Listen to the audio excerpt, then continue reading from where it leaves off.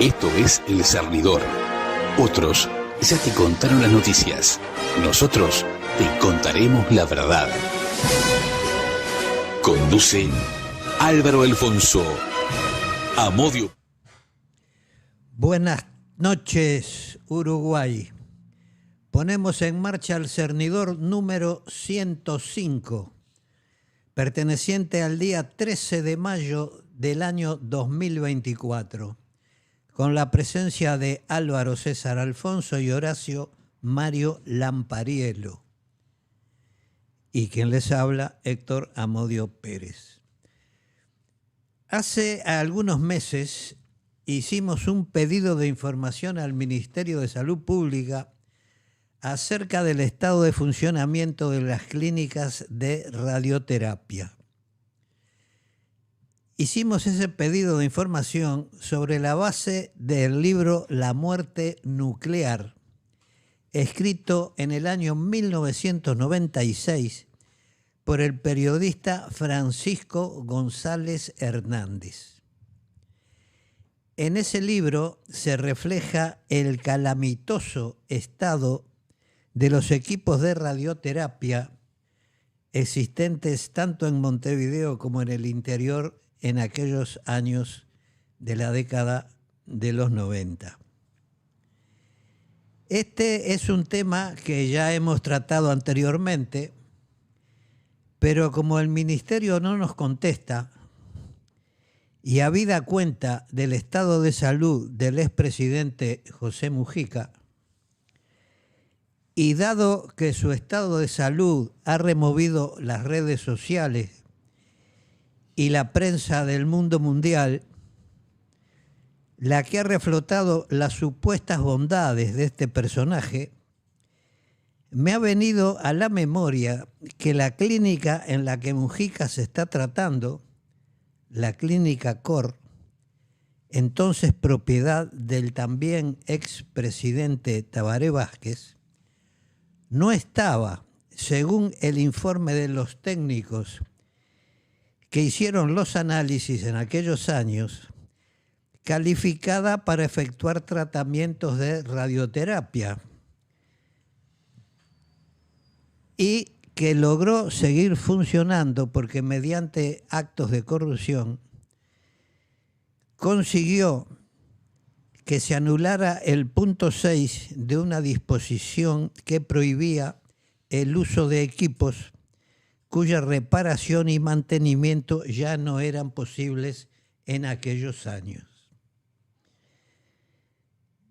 Una de las fallas detectadas era precisamente la falta de precisión de los equipos a la hora de aplicar la radiación, aplicando por ese error la radiación en un lugar equivocado. El punto A del informe decía: tratamientos sin precisión geométrica por desgaste o desperfectos mecánicos del equipo, o baja actividad de la fuente que prolonga los tiempos de tratamiento durante los cuales se producen cambios de posición del paciente y puede irradiarse innecesariamente órganos nobles sanos y subdosificar el tumor.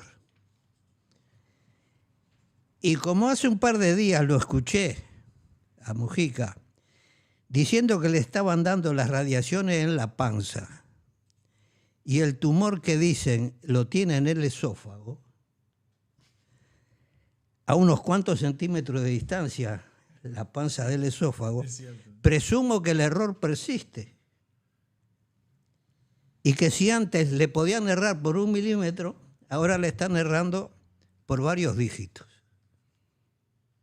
¿No? Sí, es una duda razonable. Es una duda razonable, exactamente, porque si lo tiene que irradiar el esófago y él dice que se lo están dando en la panza, el equipo no funciona.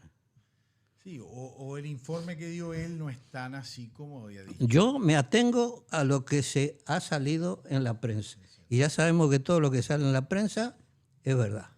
Para algunos. Para mí sí. ¿Quién le va a creer a Amodio Siga?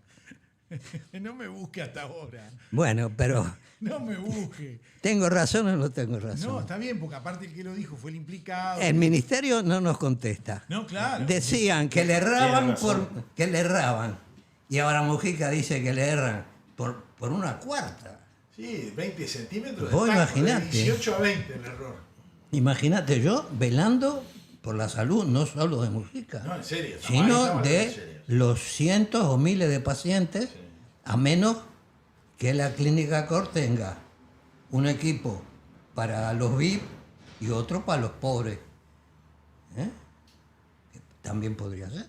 Sí, creo que el que lo está atendiendo ahora, en que maneja la parte de esa, es uno de los hijos de Vázquez, me parece. Bueno, Habían dicho que iba a ser uno de los hijos de Vázquez. creo. entonces está en buenas manos.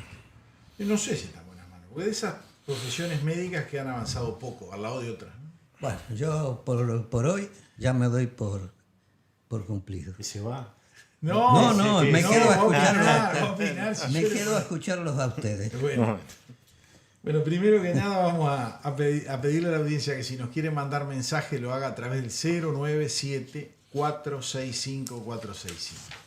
Estamos tratando de mejorar el audio, porque algunos oyentes y televidentes nos han dicho que bueno, que los últimos 2 programas había costado escuchar un poco algunas de nuestras alocuciones y realmente ahora es porque estamos muy desprolijos cuando nos movemos delante del bendito micrófono. Soy yo el responsable, dígalo No, nomás no, al aire. ustedes lo Dígale suyo, lo que no. yo los No, oyentes. usted asuma lo suyo, yo asumo lo mío. Por eso. Acá tenemos Lo que estoy estar asumiendo. nos estamos Pero dígale comiendo. que soy yo el Está bien. principal. No, lo que pasa es que hay un gran tema. Nosotros tenemos equipos que no son los adecuados. A veces- Somos pobres, vamos a decir la Está verdad. bien, somos pobres, pero aparte de pobres, pero no de espíritu pobre, le aclaro. No. Vamos a empezar a aclarar espíritu, cómo es la historia. espíritu y buena voluntad es lo que son. Somos ricos, vivo y suelto. Sí, eso lo de suelto, dijo vivo y suelto, bueno, de suelto a esta altura. Estamos pegándole mucho a los tigres. Hay que ser medio complicado nosotros. Hoy, Le hoy pisamos- viene muy complicado. Y hoy viene más complicado. Pero bueno, el otro día, a los televidentes les digo, había aparecido en redes sociales un video que era interesantísimo sobre el caso Roslik, en donde se hacían aseveraciones muy duras de que un general había sido, no digo condecorado, pero sí ascendido en distintos grados en su carrera durante los gobiernos del Frente. Y que había estado en todo este gran problema que había sucedido en el año 84 en la colonia San Javier, en donde había fallecido por muerte, por torturas, el doctor Roslik. Entonces yo ahora le voy a pedir a Max que nos largue el audio y vemos qué pasa. Bueno, y ahora tenemos un compañero que sabe muchísimo de historia del pasado reciente. A ver si lo conocen. Acá lo tenemos a Carlos Barbosa. Escúchame, Carlitos, quiero que le hables al público del caso Roslik, porque es muy interesante como el Pepe Mujica y Tabaré Vázquez, sabiendo y conociendo al asesino de Roslik, le subieron los cargos. Contame cómo se llamaba el hombre primero. Vladimir Roslik. El que participó en la tortura De Vladimir Roslik en el batallón número 9 de Freiberg. Él en abril del 1984 es sacado de su casa por el capitán Daniel Castelá, sacado de su casa, trasladado al batallón número 19, ahí es sometido a tortura y a partir de la tortura muere. Había varios implicados en la muerte de Roslik, se le hizo un tribunal militar, se llegó a la conclusión de quiénes eran los que estaban participando, entonces dentro de los que estaban participando estaba Daniel Castelá. Entonces, Daniel Castelá, como viene el gobierno del Frente Amplio y quiere la verdad y la justicia y todas esas cosas, lo castigan a Daniel Castelá con el cargo de general. Así que al que participó en la tortura de Roslik lo pasan a cargo de general. Esto para mi viejo que está vinculado al caso de Roslik, vinculado desde una cuestión de parentesco, etcétera, ¿tá? Y defiende mucho el caso. Por eso te digo, y aparte zurdo hasta las manos, ¿viste? Además, su ídolo es Pepe Mujica y el otro es Tabaré Vázquez. Así que en el gobierno de Tabaré Vázquez al hombre ya es un cargo que lo designa el presidente de la República, es designado general en el 2006. General, a uno de los que asesinó a Roslik, en teoría. Así que entrar a razonar un poquito cómo venía la mano. No queda a mí, no queda ahí. ¿No queda ahí? ¿Qué pasó después, Carlito? Después en el Lo metieron en cana al hombre. No. En el 2010 el José Pepe Mujica lo pone como jefe de la región número 2 del ejército. Opa. 2011 jefe de la región número 1 del ejército y 2012 secretario para la defensa. O sea, 3 veces pero no queda ahí. No te puedo creer. No queda ahí. Mirá, viejo, escuchá esto. 2017 es nombrado presidente del Supremo Tribunal Militar. De vuelta por el segundo gobierno de Tabaré Vázquez. Así que Tabaré Vázquez lo castiga y lo nombra presidente del Supremo Tribunal Militar. Opa, pero qué barbaridad. ¿Qué pasó con Tabaré Vázquez? ¿Será que anduvo mexicaneando gente, papá?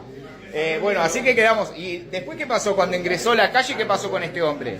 En el 2021, el ministro García le pide la renuncia a partir de su participación en la tortura y la muerte de Roslik. Así que con el gobierno blanco, con el gobierno del Partido Nacional, se lo pone en el lugar que tendría que haber tenido. Se lo hace renunciar. Así que bueno, nada. Un beso a todos los frente amplistas, a ver si razonamos un poquito, les da la croqueta. Bueno, ¿querés que te diga un plus, decilo? Tabaré Vázquez, ustedes se acuerdan que se olvidó de que estaba la confesión de la muerte de José Nino Gabazo, sí. Se olvidó y firmó, sí. Y se archivó la causa. Sí. Por eso hubo un revuelo. Pero también se había olvidado antes, no solamente en el 2019, claro. En el 2006. Se olvidó y firmó lo de Gilberto Vázquez. O sea, 2 veces se olvidó y archivó causas donde había gente que estaba involucrada en tortura. Pero qué distraído aquel finado tan querido, ¿no? Mirá que también yo lo voté en algún momento, pero sabiendo todo esto, de gente que realmente ha estudiado la historia del pasado reciente, son invotables, no lo vota nadie. 17% se va al Frente Amplio. Les dejo un abrazo, vamos Ruca. Bueno, escuchamos atentamente. A ver, yo voy a ser honesto.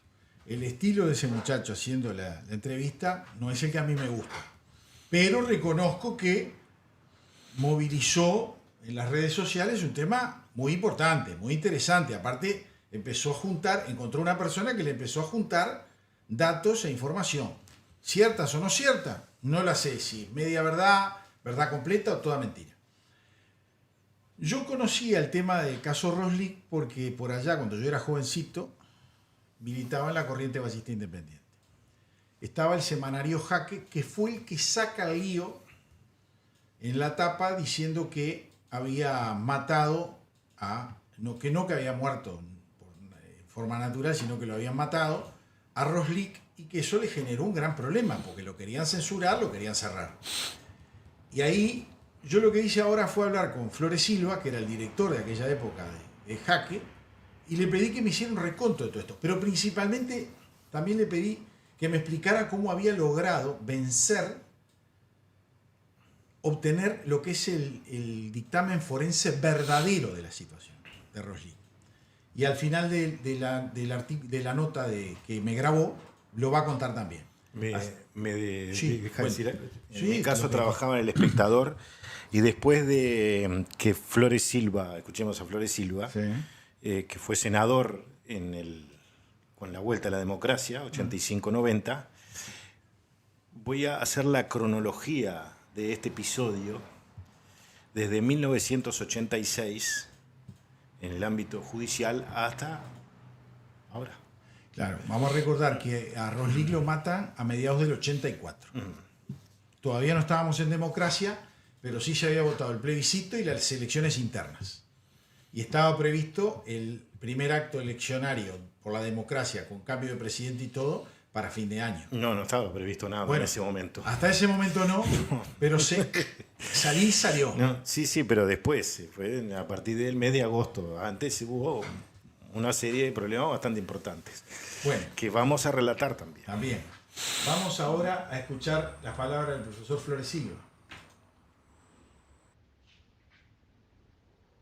Estimado Horacio, me consultás por dos asuntos. Por un lado, me preguntás sobre esta cuestión, este video que está circulando en redes respecto a que el Frente Amplio ascendió, protegió, en fin, a uno de los acusados del homicidio del doctor Roslik. Por otro lado, me preguntas cómo fue un poco el tema y por qué fue un caso en su momento importante. Seré lo más conciso posible. El general Castellá efectivamente estuvo en la muerte de Roslik y todo lo que dice el señor de quien me mandase el video es exactamente cierto. Fue ascendido primero, después lo volvieron a ascender, de general, después región, varias regiones, hasta que termina la región principal, que es la región 1 de Montevideo, región militar, después el presidente del Tribunal de Justicia del Ejército. En fin, un carrerón. ¿Cómo es la cosa? ¿Cómo se sabe que Castellá está allí? El juicio militar en realidad son dos juicios en primera instancia, no es igual que el sistema civil. En primera instancia, primero un juez dice que merita la investigación y otro juez lo reinvestiga y lo condena o no, o lo absuelve. En realidad todo el lío del año 84 se armó con la idea del primer juicio. El primer juicio, y básicamente dentro de ese juicio la autopsia, porque en ese momento lo que importaba era demostrar que Roslik había sido asesinado bajo tortura, porque de hecho el caso Roslik, al revelarse eso y al saber la opinión pública todo el asunto en abril del 84, en mayo del 84, que fue cuando se aclaró, en realidad se terminó la tortura política en el país y por eso fue tan importante. Luego, hará 2 o 3 años, gracias a un pedido de informes de estos que se hacen por acceso a la información del periodista Leonardo Abercon, se obtuvieron las actas del segundo juicio, que no se conocían. Ahí es que está, en estas segundas actas, el tema de que en una habitación, en el cuartel de Fraiventos, de 12 metros cuadrados, había 11 oficiales más Roslik, que murió bajo la tortura. ¿Cómo fue el tema? El tema rápidamente fue que uno torturaba, llamado Dardo Ivo Morales, y los otros 10 eran en general jóvenes y estaban siendo leccionados sobre lo que entonces los militares llamaban apremios. Estaba aquella teoría, un poco totalmente desalmada, de que un subversivo, así se le decía entonces, tenía dentro información que le podía costar la vida a un militar y que entonces era un deber militar extraérsela. Este fue el tema. Lo mataron. ¿Cómo lo mataron? Bueno, la autopsia revela desde la planta de los pies hasta la cabeza lesiones por todos lados. Las mortales fueron que le rompieron el hígado a golpes. Ahí perdió más de 2 litros de sangre y al mismo tiempo lo asfixiaron en el submarino. Entonces, una muerte, como tituló Jaque en aquel momento, multicausal. Aparte de estas cuestiones mortales, lo hicieron pelota, como se dice popularmente. Entonces, ¿qué pasa? Un juez sobre el que tenemos muchas reservas, lo vamos a explicar en algún momento, el actual juez de todos estos casos,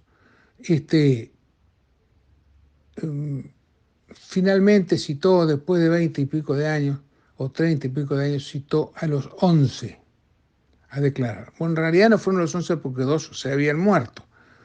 Y entonces, estos fueron declarando, todos se declararon inocentes, todos dijeron lo mismo, que habían muerto. El hombre estaba ahí tranquilo y de golpe le estaban interrogando y de golpe se cayó y se murió. Y se murió por causas desconocidas y en realidad al caerse se lastimó. Si era al caerse bebió líquido que lo asfixió, que estaba en su estómago, se rompió el hígado, se lastimó de la planta a los pies hasta la cabeza, todo, laceraciones de cualquier tipo y profundidad. Bien, tuvieron eso y bueno, esos son los hechos, o sea que lo que dice este señor es cierto, porque Castellá, que era uno de esos 11, hizo una carrera militar. Yo no sé si estaba a cargo Castellá, yo creo que no estaba a cargo de la operación, como dice el señor. Creo que el que estaba a cargo de la operación era Cobarrer, que entonces era mayor, creo, no me acuerdo bien, comandante, no me acuerdo, y luego le ascendieron a coronel. Entonces, esos son los hechos, absolutamente comprobados, todo el ejército lo sabe, toda la Fuerza Armada lo sabe, cualquiera que se ponga a leer este asunto lo sabe. Está en un libro que sacó el año pasado llamado Roslik, José Santín, que describe todo, en fin, está por todos lados. Lo escribió Habercon, en fin, esto está clarísimo. Entonces, la verdad que falta, porque esto que dijo Castellá es importante, pero no es muy relevante en cuanto a que hubo cosas más relevantes en el caso, mucho más relevantes. Por ejemplo, no había 11, es falso, había 13. Había 2 de Montevideo, que habían llegado por el caso a interrogar a la Roslik también, 2 de inteligencia del ejército. Inteligencia del ejército era en esa época, y es hasta ahora, hace 40 y pico de años, un coto de una logia llamada Tenientes de Artigas, que tiene un discurso en aquel momento integrista católico y fascista, y hoy tiene una cuestión nacionalista rarísima. Son una logia para ascender en el ejército. Y manejan inteligencia. Ojo, no es poca cosa, ¿no? O sea, además tiene muchos, ¿cómo puedo explicar? Muchos ramales. Por ejemplo, el actual ministro de Vivienda es un militar retirado que viene de inteligencia, donde hizo su carrera, ¿no? Y operó está allí porque Cabildo tiene muchos tenientes, y entonces ahí, entre los tenientes de Artigas, fue subiendo, etc. Entonces, quiero hacer un par de precisiones a esta altura.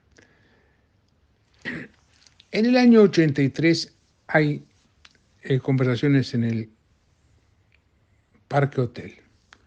Van los partidos, entonces el Partido Nacional, el Partido Colorado y la Unión Cívica, piden la plena vigencia de la Constitución, los militares dicen que no, que el COSENA, que otras cosas, los partidos se levantan y se van. No iban a hacer un acuerdo con algo que no fuese la mera Constitución de la República, la mera y sagrada Constitución de la República. ¿Qué hacía? ¿Para dónde salíamos? Gran incertidumbre, el doctor Valle propone un acto que no sabíamos qué iba a pasar porque la gente estaba muy atemorizada. Bueno, fue no sé cuánta gente, medio millón de personas, 1 millón de personas, fue el acto del obelisco, y a partir de allí se aceleró la transición. En marzo, un duro en el ejército, en el Parque Hotel, pasó a ser el que dialogaba, el que conversaba y el que manifestó intenciones de encontrar una salida democrática. Se llamaba el general Medina. Así, en marzo se libera el general Sereñi. Entonces, en la pugna militar entre los que querían salir encabezados por Medina y los que querían permanecer encabezados por los tenientes Artigas, se produce una tensión y esos meses pasan muchísimas cosas. Digamos que abril y mayo fueron meses decisivos en la interna militar. Según sostiene el doctor Sanguinetti, en su libro La Reconquista, la idea de perjudicar a Medina estaba en una parte del ejército y por eso mandaron dos tipos, dos oficiales, en la interrogación a Rolik, y a consecuencia de eso Rolik muere y, para decirlo crudamente, se le tira un cadáver a Medina, porque el cuartel de Frei Ventos estaba en la órbita de la región número 3, entonces en Paso de los Toros, y allí entonces era responsabilidad de Medina. Es decir, según se ha pensado por gente informada durante muchos años, fue un homicidio como intento de frenar la salida democrática y la transición democrática. Entonces, yo dije estas cosas, yo fui a Frei Ventos, dije estas cosas. Yo no sé en qué medida este pacto Tupas, Teniente Artigas, que ellos llaman los combatientes, de que rige hace muchas décadas, afecta, incide o no en el juez de la causa. Lo cierto es que el juez de la causa ha demorado una vida para poder... No tiene a nadie. Ahora procesaron a Dardo Ivo Morales sin prisión, con una tobillera. Es decir, es un caso muy curioso. Y Dardo Ivo Morales, que fue el único que se lo sacaron del ejército, todos los otros 10 quedaron y ya hicieron sus carreras, como veníamos mencionando. Dardo Ivo Morales fue un hombre siempre protegido por los tenientes Artigas. Se convirtió en un vendedor de insumos al Ejército Nacional y le ha vendido cualquier tipo de cosa al Ejército Nacional. O sea que, y tuvo siempre, de todos los comandantes en jefe, tuvo por siempre un trato privilegiado. Es decir, y como es un insensible, de vez en cuando dice por ahí que él fue el que mató a Roslik. Bueno, en ese país estamos. Entonces, lo importante, me parece, lo que es más novedoso es este pacto, la protección sobre esta gente, la pusilanimidad de la justicia, que no ha podido resolver en 40 años el tema de más relevancia, o de más resonancia, mejor dicho, entre los muertos por la tortura. Es una barbaridad. Tú me preguntabas también sobre cómo fue el asunto de en ese momento, cómo Jaque, que tomó este tema desde el primer momento, resolvió el caso. Porque Jaque aclaró, mientras las Fuerzas Armadas y el gobierno militar decían que el señor había fallecido por causa natural y había una autopsia de un doctor de Frei Ventos que decía que era muerte natural, nosotros publicamos la verdad. ¿Cuál era la verdad? Con lucidez, la viuda, cuando lo llaman y le entregan el cadáver, se lleva el cadáver autorizada por el juez de entonces, el juez militar, que era un amigo de Medina, se lleva el cadáver de la tanda, como dicen los militares, se lleva el cadáver a Paysandú, y allí médicos militares, algunos conocidos de Rolik, hacen una autopsia verdadera, donde explican esto que vengo yo explicando, estas barbaridades que le hicieron a ese hombre, obviamente. Hacen una suerte de juramento que eran 5 médicos, entre ellos que van a escribir la verdad, lo que pasa, y que no se la van a decir a nadie. En ese momento yo dirigía a Hackett, le di importancia 1 a este tema, publicamos en tapa una frase que no era nuestra. El cura en el velorio, en el entierro, mejor dicho, había dicho: oremos por Vladimir Roslik, que murió asesinado. Esa fue la tapa. Le pasamos la cuenta, digamos, a cargo de la iglesia, y bueno, ahí arrancó un tema. De inmediato me llama el encargado de la represión de la prensa, el director, un coronel a cargo de DINARP, que era la oficina que controlaba la prensa y cerraba los diarios, y me dice que lo que he publicado es falso. En fin, tenemos ahí un pequeño incidente, y que él no me va a cerrar de inmediato, porque si no la opinión pública va a creer que nosotros tenemos la verdad y nos inhiben o nos impiden darla, y que apenas quede claro en 3 o 4 semanas que no tenemos cómo probarlo, nos va a cerrar.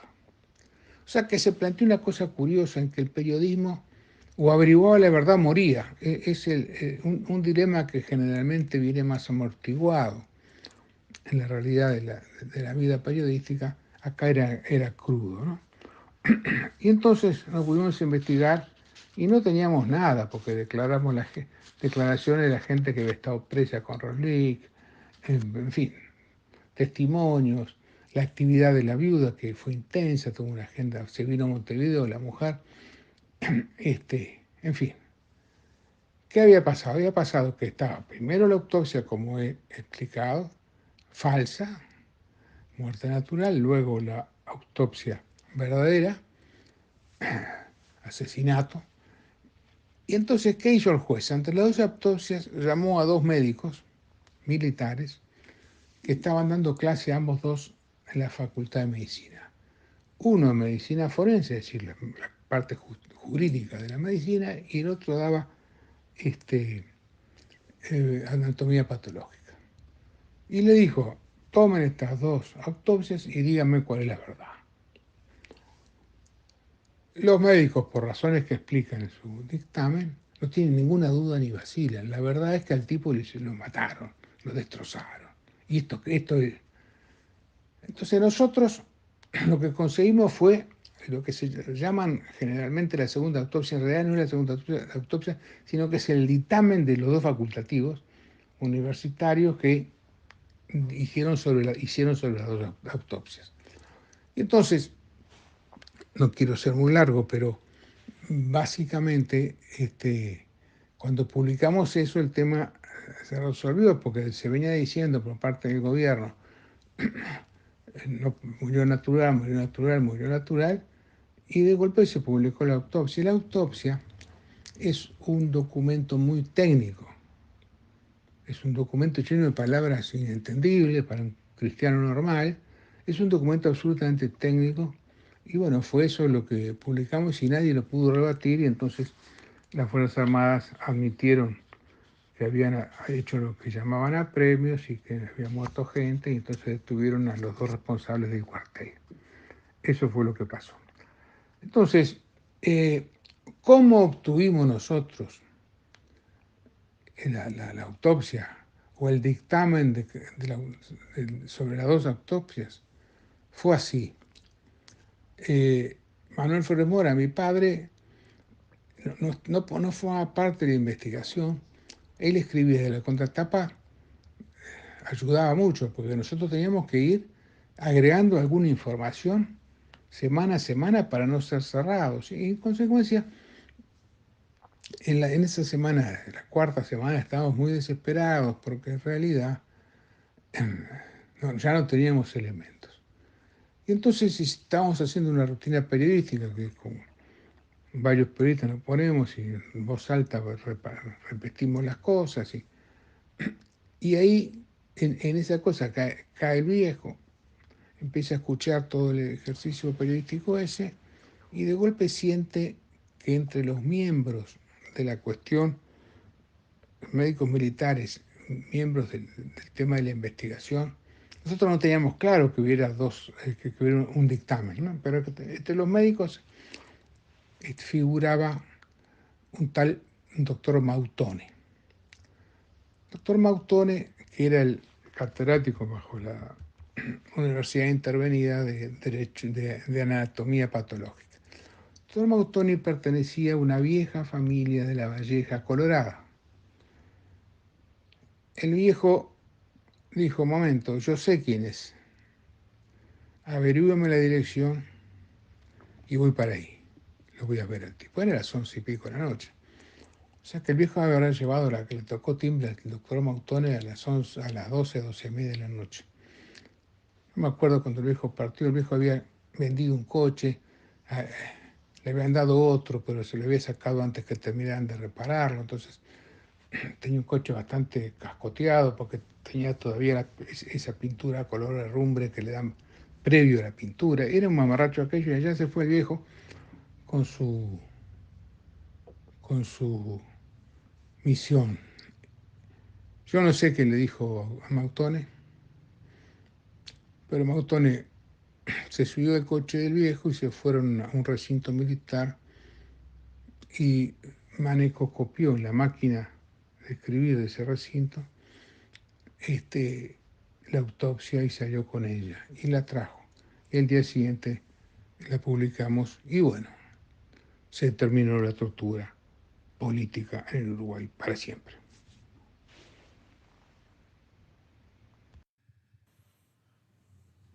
Volvimos. Bueno, escuchamos, fue larga la exposición, pero creo que interesante. Ahora Álvaro tiene varios temas para agregar a esto. Sí, una cronología de los hechos. Desde el 31 de marzo de 1986, cuando el Ministerio de Salud Pública ordena una investigación administrativa sobre la actuación del doctor Sáiz, que era el que había actuado en el caso, ante lo cual se expidió el 31 de agosto de ese año. Estamos hablando del gobierno, el primer gobierno de Julio María Sanguinetti, recomendando realizar denuncia penal que le fue realizada el 16 de febrero del 87, pero quedó todo trunco tras una contienda de competencias entre la justicia militar y la ordinaria, producto del artículo 3 de la Ley de Caducidad, 15.848. Luego, el 17 de octubre del 2011, es decir, ya vamos al segundo gobierno del Frente Amplio, se retomaron las actuaciones por resolución 322, tomando declaración al doctor Sáiz en calidad de indagado. Y el 26 de octubre del 2011, en este caso los militares Olivera, Cobarrer, Morales, García y Cardoso, interponiendo los mismos recursos de prescripción.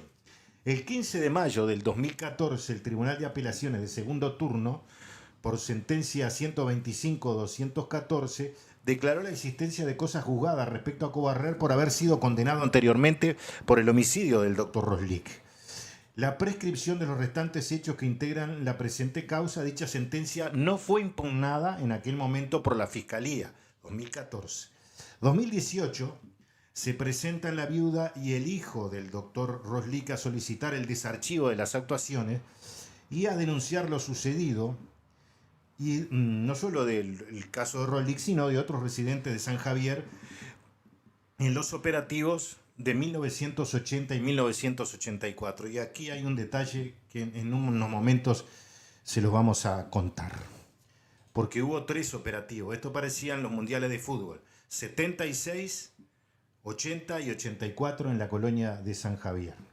Ante la solicitud de reapertura por parte de la Fiscalía, la Suprema Corte de Justicia resolvió a lo solicitado no al lugar por ser procesalmente improcedente.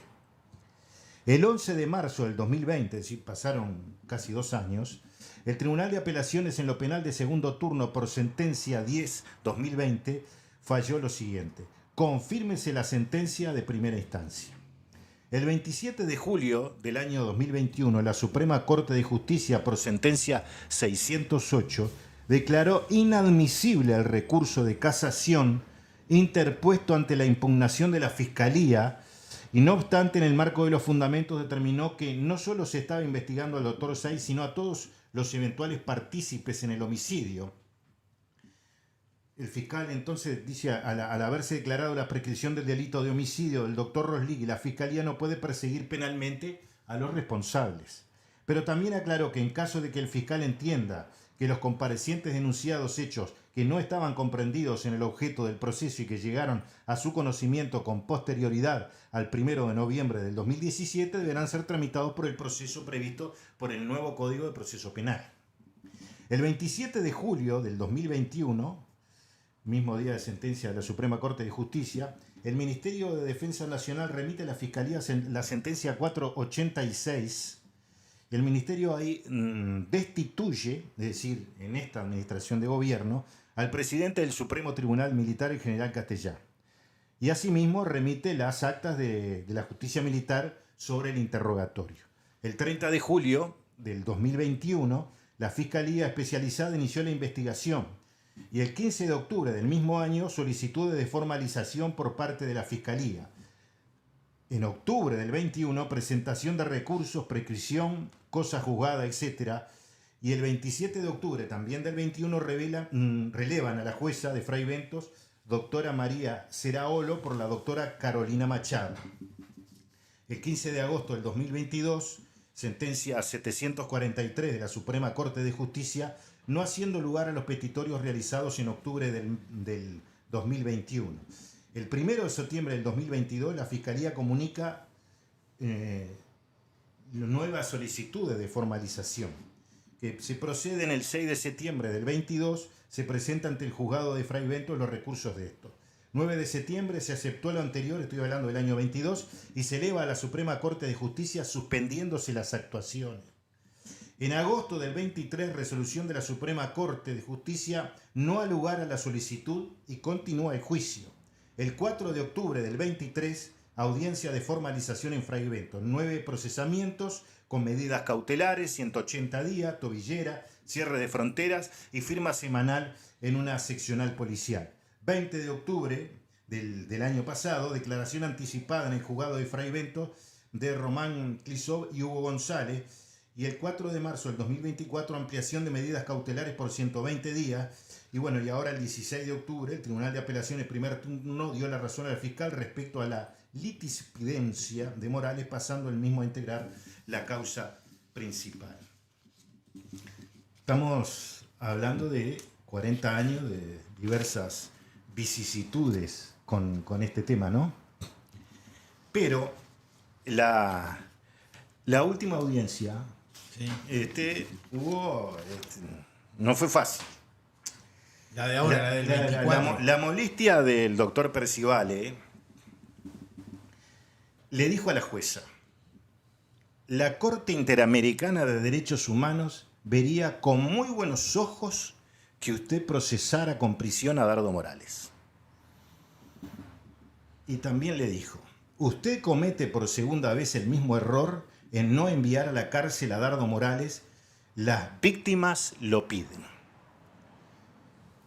El doctor Pablo Chargoña, perito, bastante molesto, le dijo a la jueza: la humanidad exige que se le juzgue con prisión. ¿Cuál fue la respuesta de la doctora Siri? En efecto, la sola expresión de Fiscalía sobre que las víctimas esperan justicia pone en evidencia de que no es esta la etapa procesal para ello. No se dispondrá con prisión preventiva para que las víctimas sientan que se hizo justicia, ni se comparte que la Corte Interamericana de Derechos Humanos vería con buenos ojos que la disponga. No sé si se consideran cómo se hizo los estándares que de ella emanan, como viene de verse y decirse. Pero en un programa de televisión, tengo que buscar los papeles y volver,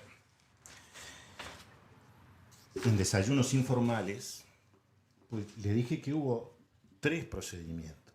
Sí, ¿no? Dio las fechas y todo. 76, 80 y 84. Y el mismo fiscal Percivale dice: recurría en forma fuerte con argumentos a la resolución de la doctora de hace algunas semanas. Entonces habla que hubo 3 operativos: 76, 80 y 84. Usted vio que acá se reclama por el 80 y el 84. Cierto, y el 76 no lo reclama a Percivale. Ahí está. No, porque dice que la detención fue verdugueo, capucha, plantón, pero después dijo, no, vamos a dejarnos de ambigüedades, dijo tortura. Pero que estuvieron 3-4 días presos, ¿no? Ahora, ¿saben por qué no investigó? Digo, si estuvieron 3-4 días presos, hubo gente que pudo haber estado un día preso y ser uno de los desaparecidos, ¿o no? Por supuesto, claro. Ah, claro. Ahora, ¿por qué este señor no investiga? La del 76. La del 76. Que fue en San Javier. Sí, también en el mismo lugar. ¿Sabe por qué? ¿Por qué? Está en el archivo Castiglioni y está reservado. O sea que no lo vamos a poder ver por ahora. Por ahora. El proyecto en el Parlamento se va a votar. Y el que escribió esto fue Álvaro Rico en el informe al Parlamento. Es decir, que creo que al doctor Percivale hay que rajarlo. Porque no entiendo por qué no investiga. No investiga. Lo mismo se acuerda con el pedido de información pública que hicimos sobre el caso del coronel Rivero de la Fuerza Aérea, que dijo en el Tribunal de Honor que el cuerpo hallado en la chacra de Pando no era de Uva Gesner Chávez Sosa, sino de Arpino Vega, y que el presidente de la República de entonces, Tabaré Vázquez, y su ministro de Defensa Nacional enviaron dicho Tribunal de Honor a la Fiscalía de Lesa Humanidad porque había elementos que se debería investigar. Y acá también aparece el doctor Díaz. Claro. Porque anduvo buscando fiscal a ver a quién se la daba ese tema de Rivero. Pero volviendo a esto del 76... Estamos hablando, como dijo usted hace un ratito fuera de micrófono, esto es como los mundiales. Cada 4 años había un lío en San Javier. Había un lío. Miren, porque tal vez no investigó, lo tendrá que salir a decir públicamente. Vuelvo a reiterar, esto está en el archivo Castiglioni y está reservado. PCU, Colonia San Javier, 1977, caja 28, carpeta 013, memorando introducción de armas por el Partido Comunista desde San Javier, departamento de Río Negro. Claro, a través del río Uruguay. A través del río Uruguay, exactamente. Y en mi juicio, de parte del Partido Comunista, Elizardo Iglesias, el 20 de octubre del 2008, el juez Homero le pregunta, ¿dónde vivía usted antes del exilio? Elizardo Iglesias era miembro del Partido Comunista, fue miembro. Y Iglesias responde, en 1972, una patrulla militar allana mi casa en Guavillú 2380, apartamento 5, y le pregunta a mi madre quién venía al frente del operativo. Si tenía noticias de esa tarea,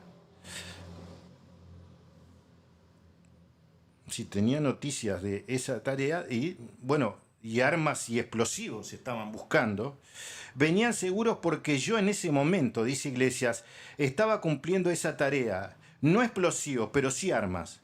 Con un hermano traíamos desde Argentina de contrabando, esto para el Partido Comunista, claro. Estamos hablando del año 72, fusiles calibre 22 con culata rebatible de nombre Batán, Super 54, y eran entregadas a los equipos que las levantaban en lugares preacordados. Desde ese momento no pude tener más domicilio fijo. Estuve en muchos lugares. Una de las casas que estuve me dio el partido, era en la Ruta 1 Vieja, en el kilómetro 19. Si yo mal no recuerdo, a este señor Iglesias nosotros lo entrevistamos. Exactamente. Y tenemos el video que todavía no se ha mostrado. Ahí está.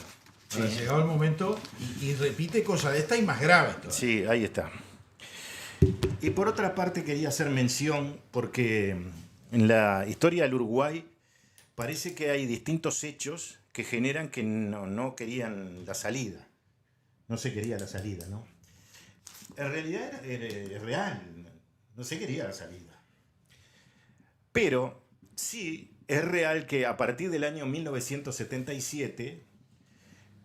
se redactó, tengo una carpeta con las pautas constitucionales, y la entrega del poder era a partir del 83, 85 aproximadamente. Entonces, mire, yo tomé 4 o 5 hechos históricos. Vamos a empezar por uno, que es cuando falleció el reconocido dirigente blanco, Martín Echegoyen. Ajá. Muy conocido seguramente en tu época, Amodio. Entre el 17 y el 30 de mayo del 74 pasó de todo, pero casi nadie se enteró.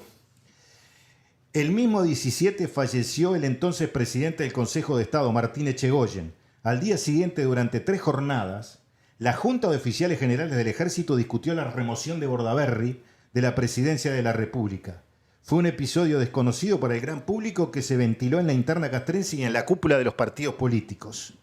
A fines de ese mes fue detenido por el régimen de facto el secretario general del Partido Comunista, Rodney Arizmendi. El 18 de mayo de 1974, cuando eran velados los restos de Echegoyen en el Palacio Legislativo, los mandos del ejército comenzaron a meditar la remoción de Bordaberry. ¿Se dan cuenta que en el mismo velorio? En algunos ámbitos de las Fuerzas Armadas existía la teoría de que el golpe de Estado había sido civilista y blanco. Echegoyen era una figura reconocida del civilismo, se lo consideraba en esa época un demócrata, fue el delfín del caudillo nacionalista Luis Alberto de Herrera, pero que sin embargo terminó su carrera política convalidando una dictadura militar, ejerciendo la presidencia del Consejo de Estado. ¿Qué fue lo que se discutió? Bueno, el ejército, que fue donde se armó el lío grande, ¿no?, era hacer un gobierno a la chilena o después a la argentina. Es decir, una cúpula militar integrada por los comandantes del ejército, fuerza aérea y armada, y a partir de ahí el jefe del ejército sería el presidente de la República, que era lo que pretendía Chiape Pozzi. Pero les serrucharon, ¿no? Chiape Pozzi lo mandó algo para un pedido de reconocimiento, que es una cosa de la jerga militar, es decir, ¿estás conmigo o no estás conmigo? Cristi y Álvarez dijeron que sí, pero Álvarez fue ambiguo, no era su lío, tenía ya buscaría por otro lado su carrera política para llegar a presidente como final. Su método era distinto. Era distinto, ahí está. Mientras que los hermanos Ubía no contestaron nada. Al día siguiente, Chiape se apersona a Bordaberry y le dice que tiene que firmar los relevos de los dos Ubía, ¿no?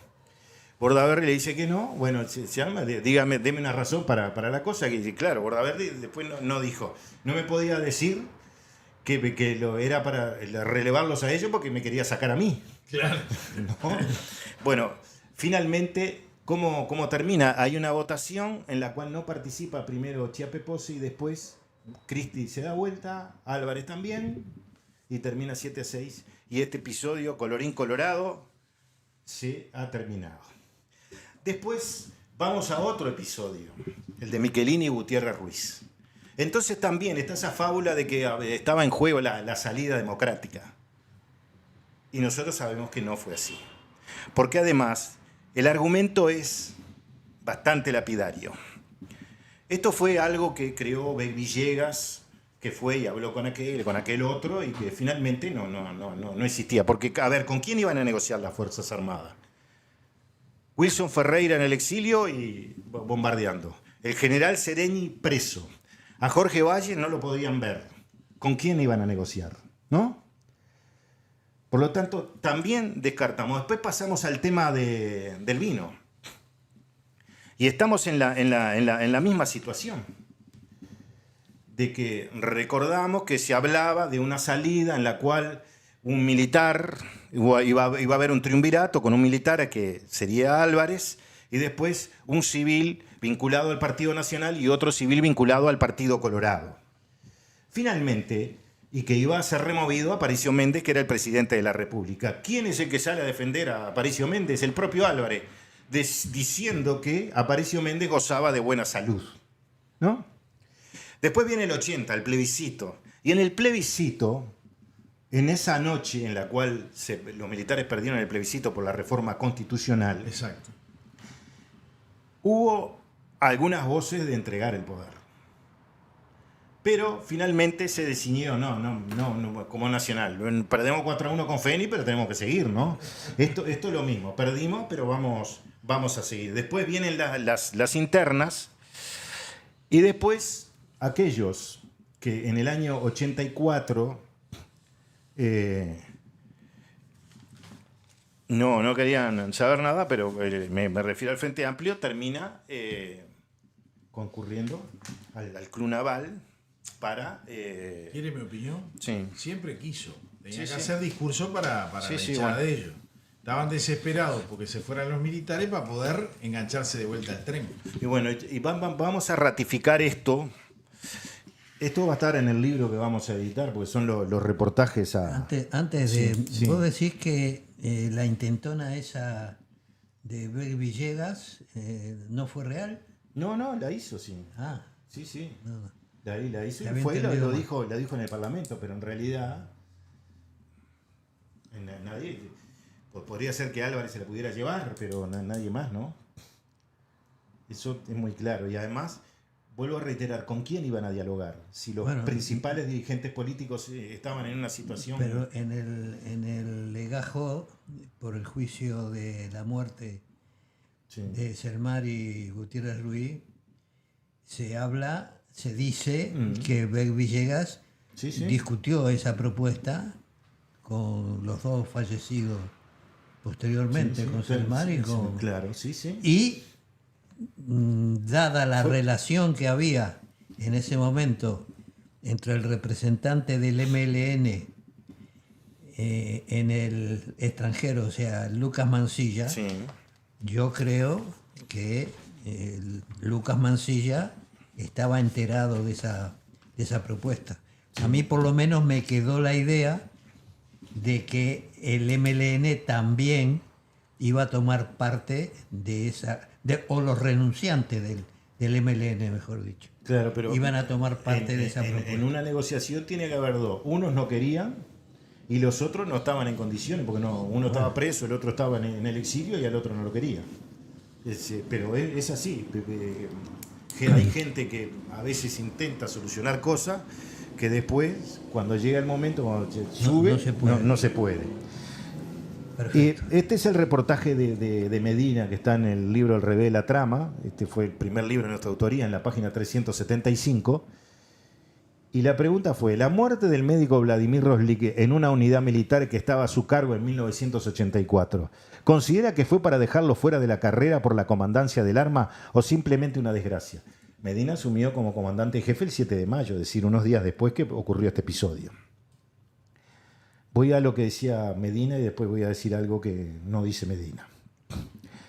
Medina dice: esa versión me llegó a mí como a todos. No tengo elementos para decir que haya habido un plan premeditado. Es posible, puede ser. No tengo algo que me diga acá hubo esto y estuvo la intención de fulano. ¿No lo descarta?, le preguntamos. No se puede descartar, pero tampoco tengo pruebas en contra, ¿no? Lo que sí puedo decir es que apenas enterado Medina de este episodio, de la muerte de Roslik, agarró un auto y se vino a Montevideo a hablar con Gregorio Álvarez.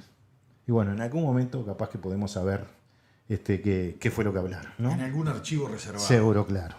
Interesantísima esta reunión, ¿no? Claro. Y después sigue, para que vean, cómo se procesó la nominación de Álvarez como presidente.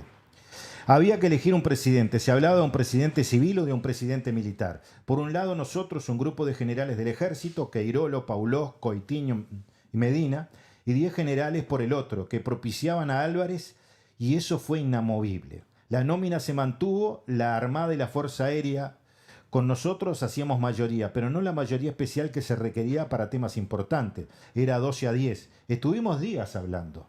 Se cuestionó la permanencia de un general porque había cumplido años el día que comenzaron las deliberaciones. No lo dice acá, pero fue el general Linares Brón. Nosotros pensamos que tenía que seguir durante un día o mes. Nosotros propiciamos a García Capurro y Maeso. Arrancamos con García Capurro hasta que lo liquidaron. Luego Maeso sale en el diario El Día un titular: Ejército dividido. Eso fue lo que me movió. Entonces, ¿estamos divididos? ¿Cómo es la cosa? ¿Había intermedio y en ese cuarto intermedio resolvimos hacer una nueva votación entre nosotros? La primera votación fue si era un candidato civil o un candidato militar. 10-4 por un militar. Eso dentro del ejército, ¿no? Ahora, un detalle, ¿no? Sí. Y sigue. ¿Usted se dio cuenta que aplicaban la democracia, con mayoría simple y mayoría especial? Sí. Raro, ¿no? Sí. Es una apreciación que hago. Sí, parece en la mesa política del Frente Amplio. Sí.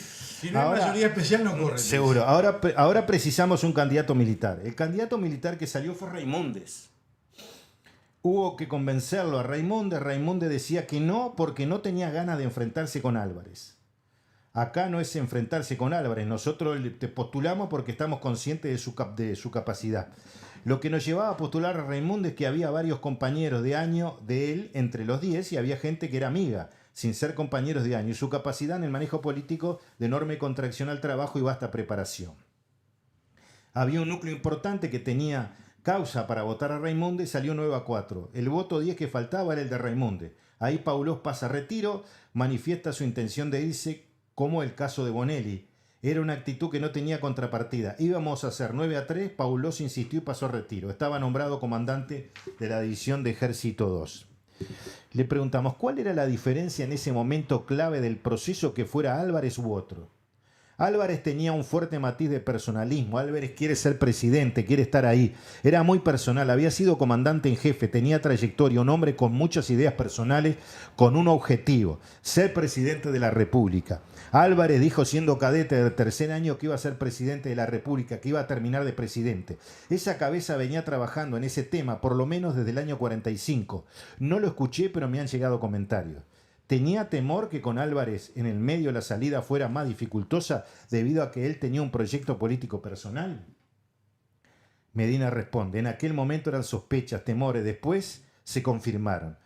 Que no quería la salida pactada. Él nunca dijo que no quería seguir de presidente, pero tampoco dijo que no. Y la gente de él, los apóstoles, trabajaban para seguir con él de presidente. Era un grupo que eran 12 personas, entre los cuales estaba alguien que va a nombrar ahora. ¿Cómo lograron hacer la mayoría en el ejército si Álvarez era el presidente de la República y no quería la salida? Eso fue un trabajo de tiempo, el cuadro de generales fue cambiando, un trabajo de muchos años, hubo una actitud firme de que íbamos a hacer las cosas como estaba previsto. ¿No tuvo choques con el presidente? Choques, no. Vamos a dejarlo. Risas, por algunos segundos. La actitud en un sentido de Álvarez y la actitud nuestra en otro sentido, el grupo de general. Se ve que el lío de hacía unos cuantos años se había quedado.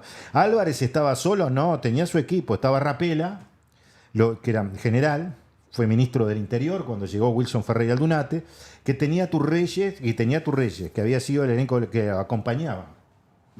Usted dijo que alguna gente le reprochaba que no debía haber entregado. Dentro de esas personas, ahí a esto quería llegar. ¿Se cuenta este grupo que usted acaba de mencionar? Había algunos de ellos. Respondió, civiles o militares, y otros que no siendo gente de Álvarez estaban en la misma posición contrarios a la salida nuestra. No necesariamente por ser contrarios a nosotros eran de Álvarez. Había gente que estaba con él y gente que no estaba de acuerdo con Álvarez y entendían, sí, que haber entregado el poder era equivocado.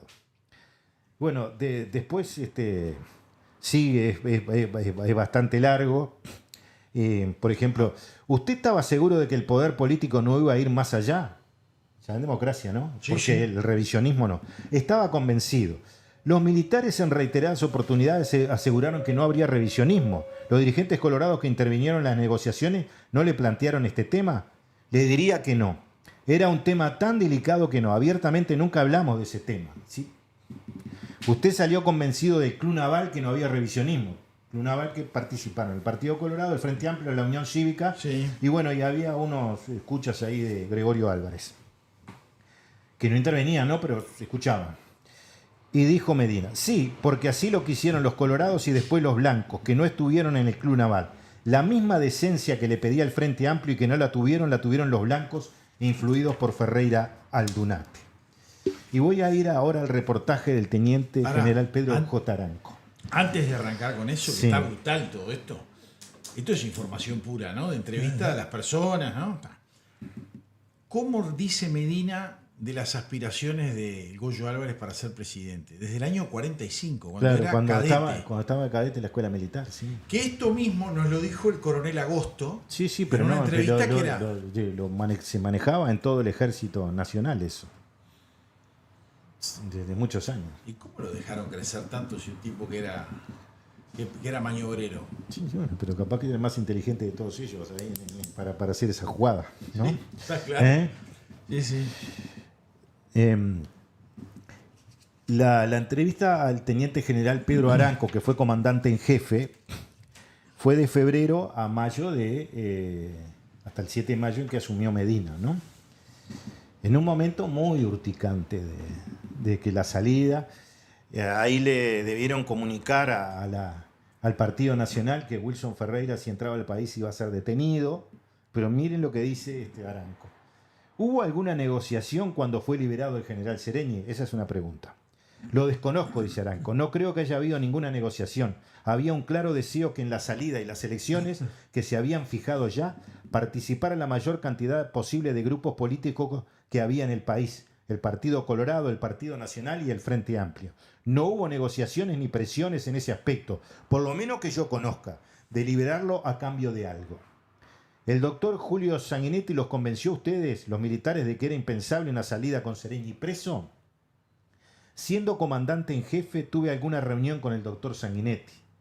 Con Sanguinetti, con Tarigo, con la calle Herrera y con Pibel Devoto del Partido Nacional. Lo único que había determinado la Junta de Oficiales Generales de las Fuerzas Armadas era que no iba a participar en las elecciones Wilson Ferreira Aldunate. Esto lo saben todos. Lo demás era abrir la puerta a la tercera fuerza política que actuaba o se insinuaba. ¿Por qué Wilson no podía participar? Me pregunta. En ese momento el asesoramiento que teníamos era que él debía ser sometido antes a la justicia militar, que era la que debía fallar. ¿Cuánto tiempo antes de las elecciones nacionales comunicaron a los políticos que Ferreira Aldunate no iba a participar? Él estaba fuera del país, responde Aranco. Se transmitía a través de los voceros del comandante en jefe en aquel momento. Sereñi tampoco participó en las elecciones porque estaba proscripto, pero estaba libre, le dijimos. Le preguntamos, la diferencia era que Sereñi ya había cumplido con la sanción de la justicia militar. Claro que había cumplido, pero Ferreira Aldunate no estaba en el país. Inclusive el directorio del Partido Nacional planteó a través de su presidente, Juan Pibel Devoto, una salida. ¿Cuál fue la salida? Acá nosotros le decimos, con una Asamblea Nacional Constituyente. Quería un año de plazo y en ese año la justicia ya había fallado y Ferreira Aldunate estaría listo para participar en las elecciones, pero no fue aceptado.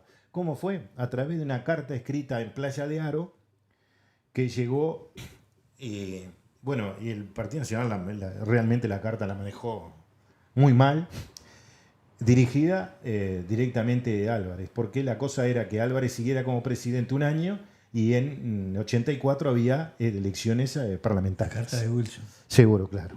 Qué interesante. Porque en ese lapso pasaría por la justicia militar. Recordamos que Juan María Bordaberry, presionado por los militares entre el 73 y 76, hasta que fue removido, no quería pedir la captura internacional de Ferreira Aldunate. Sin embargo, inmediatamente que Bordaberry es removido, se pide esa captura internacional.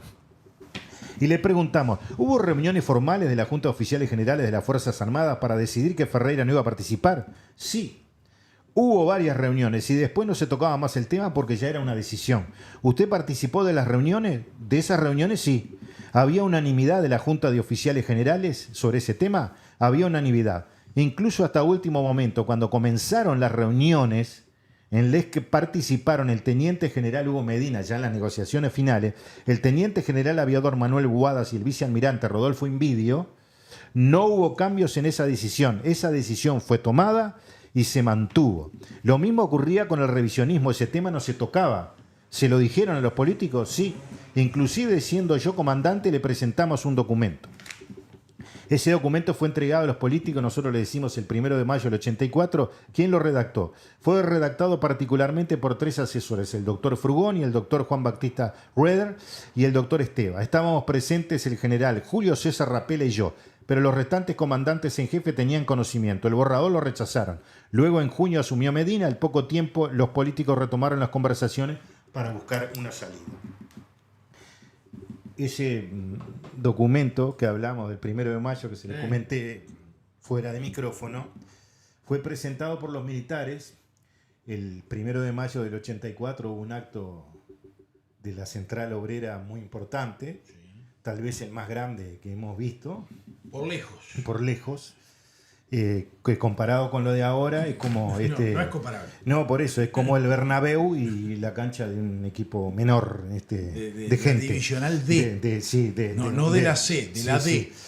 Sin tribuna. Exactamente. Y el punto 2 hablaba que no habría revisionismo. Eso es lo que decían los militares que se habían enfrentado, etcétera, etcétera, las partes en una guerra, etcétera, etcétera, y el punto 2. El primero que concurrió a Canal 4, y le diría que hizo pomada la propuesta, fue el doctor Gonzalo Aguirre. Claro. Por una razón muy sencilla. Wilson Ferreira no podía participar y los blancos no podían entrar en una negociación para ir al Club Naval.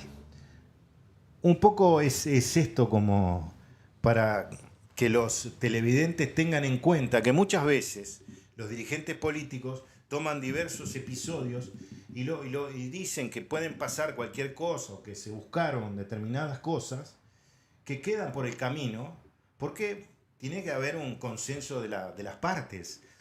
Y había una parte que no quería directamente negociar, que querían seguir con el proceso porque la idea es que había como que terminar el comunismo, porque en realidad no solo Sereñi no pudo participar y Wilson Ferreira, también centenares de integrantes del Partido Comunista en el Uruguay no pudieron integrar las listas en el año 1984. Que no podían usar el 1001, usaban el 1001 de democracia avanzada. Ahí está.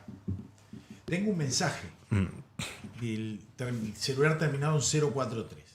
Para ustedes hubo un intento de salida antes del Club Naval.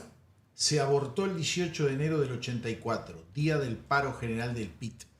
Se pretende desplazar a Álvarez, crear un triunvirato y convocar elecciones. Fue de las tres armas: el Centro de Infantería 13, Boisolanza, Comando de la Fuerza Aérea, Brigada Aérea 1 y 2 e incluso la Armada. Se abortó en la noche del 17, conozco el tema. Sí, hubo varios. Yo también otros 5, pero hubo varios. Ese fue otro. Y podemos ver más. A ver más, claro. Era un lío. Claro, porque la pareja Bordaberry y las Fuerzas Armadas nunca se llevaron. Es decir, que lo estuvieron esperando. Es más, hay otro episodio en el año 75 que estuvieron a punto de remover otra vez a Bordaberry por un funcionario público. Está redactado esto, está contado en un libro de Alfonso Leza. Y así siguió en todo. Nosotros le dimos 5, pero había siempre en estos líos de alcoba. Levantada ahí, pero esto era interesante. Mirate todos los que entraron. Dice, fue de las tres armas: el Centro de Infantería 13, Boisolanza, Comando de la Fuerza Aérea, Brigada Aérea 1 y 2 e incluso la Armada. Sí. Y era para el 18 y se abortó la noche del 17. Bueno, los que nos están escuchando por lo menos conocen el tema. Yo no lo conocía, estoy aprendiendo. Y hago lo mismo que usted. Era muy jovencito yo para esa época. Yo no era tan jovencito, pero no estaba en... Estabas en otras tareas. No estaba en el Uruguay. Y viste que cuando llega la información al exterior no es igual a la que hay en Uruguay, ¿no? No. No tiene nada que ver, ¿eh? No. Eso es importante. Aquí despotricamos contra Mujica y en España lo aman. Lo siguen ensalzando. Sí, hay libros. Usted va a una librería y están libros idolatrando a Mujica. Yo tengo un amigo que inventó algo, a ver si hace plata, me dijo, no voy a decir el nombre, pero es un amigo, que él ha registrado varias frases como presidente Mujica en las páginas web para llenar ese tipo de información. Porque hay gente que ama, lo buscan en los servidores para ver su historia. En realidad decirle presidente Mujica en nuestro país es una cosa institucional y republicana, ¿no? Claro. No, realmente se le tendría que decir presidente, periodo concluido, Mujica. Porque es periodo concluido. O sea, no es presidente funcional. Fue presidente, periodo concluido. Pero diplomáticamente. Se le dice también a los diputados, a los senadores y hasta a los alcaldes le decían esto, ¿no? Después que uno termina, le siguen diciendo. Claro, bueno, pero en un último caso, usted cuando dejó era un alcalde, periodo concluido, 2010. Sí, bueno, pero mire que esta tarde fui al Parlamento y sale un senador del MPP y me dice, alcalde... Y le querrán ganar el voto ahora que se va a alargar a diputado. Vio que le mandé un sticker. No lo vio todavía en el celular. Sí, lo vi, sí. Eso lo mandó un oyente. Le mandó un sticker personalizado para el diputado Álvaro Alfonso. Sí. ¿Ya diputado? No, pero bueno, el hombre se ve que es un hincha de Álvaro. No. Si es un hincha de Álvaro... Es una nueva aventura en mi vida. Que comienza. Que Siempre todo comienza por algo. Claro, todo. Bueno. Y bueno, otra cosa, ahora sí no vamos a estar el próximo jueves. Cierto, tenemos que solucionarlo. Sí. ¿Cómo el próximo jueves? Claro, esta semana. ¿No se iban el lunes? No. Mire, si me siguen cambiando la fecha y yo en el estado que estoy esperando al médico ahora que todavía no ha venido y hace 4 horas que lo pedí. Ya lo decimos, el otro día le dijimos que tenía que estar solitario y perdido. Yo iba a estar solitario para a partir de la semana que viene. No, esta semana. Prepárese. Esta semana. Este se va mañana y yo el miércoles. Esto es con alevosía. No, Sí. es que te cuenta lo que parece que tendés y ahí te faconea. No, pues si el otro día quedó muy claro. Pero no. Yo lo voy a defender al hombre en esto. Tal cual, así te cuchillea. Bueno, Se puso medio alcahuete, ¿no? haremos todo lo posible. Bueno, por ahí, pero usted puede manejar lo que quiera, ¿no? Yo a esta altura claro. manejo muy pocas cosas. No, ¿y en bicicleta sigue andando o no? No, porque tengo problema de la rodilla. ¿Y si se la reparan, arranca de vuelta? El problema es que no puedo apoyar bien la pierna izquierda. Entonces yo tengo la costumbre de arrancar con el pedal derecho y cuando paro apoyo la izquierda. Entonces ahí el peligro está ahí, que me falle la rodilla en ese momento y entonces me caiga. Y embarremos más la cancha. Exactamente. Bueno, nos vamos, nos despedimos. Y no queda otra. Bueno. Así que hasta el próximo jueves. En solitario. Solito. Esto es El Cernidor. Otros ya te contaron las noticias. Nosotros te contaremos la verdad. Conduce Álvaro Alfonso.